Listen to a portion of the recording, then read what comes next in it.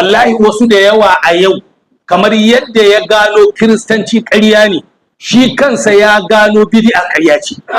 amma ya kasa ya fita saboda gudun maganar jama'a, ya kasa ya fita don gudun ɗan abin da ake bashi, ɗan abin da yake samu. Amma in aka ce kare maulidi, kare salatul fati, kare jawahirul ma'ani, wallahi ba zai iya ba. Ya sani cewa ahlus sunna sun fi gaskiya 100% a maduba ta hankali kafin a zo na addini,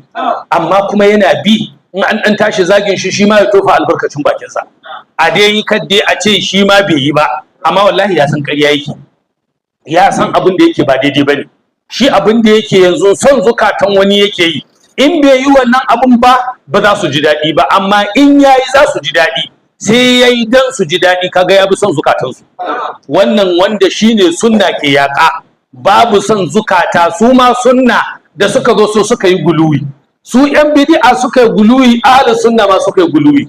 Su ahlus sunna gurin ayi yan bid'a gurin su girmama malaman sai suka ɗauki siffofi sama da na annabi, wasu ma suka ba su siffofin da kiristoci suka bai wa annabi Isa, su ma suka ba shehunansu. Kaga wannan wuce gona da iri. Shi kuma ahlus sunna da suka tashi a'a dan wai su zama masu tauhidi, kuma sai suka marasa kunya gurin malamansu, sai suka zama ba girmama malami, wai don gudun kada a girmama shi a wuce gona da iri, kuma sai aka walakanta shi, sai aka kaskantar da shi, sai ya zamanto kawai malami ne lokacin da ake ɗaukar karatunsa, amma da zai zame ba za su zama 'yan sandansa ba, da wani guri za a zage shi ba za su zama lauyoyinsa ba, da wani guri za a kwakulo aibinsa za ma su yi sharhi saboda suna zuwa makarantarsa, ba za su taɓa zama alƙalansa ba za su taɓa zama 'yan sanda ba. Amma waɗancan ka taɓa shehunsu sun fasan ƙarya ne,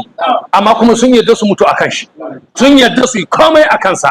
To don Allah, ko ta ina da ka sani ka zama wasatiya, malami kana tare da shi saboda yana nuna maka hanyar Allah, kana son shi, kana ƙaunarsa, za ka kare mai mutunci, ya sani ko bai sani ba, ba wai dan shi zatin kansa ba, sai dan hanyar da ya dora ka hanya ce da za ta kai ka zuwa ga Allah, sai wannan daraja, sai wannan kimar, kuma kana ganin shi da mutunci da kima. Amma da zaran babu wannan, to al'amari ya lalace.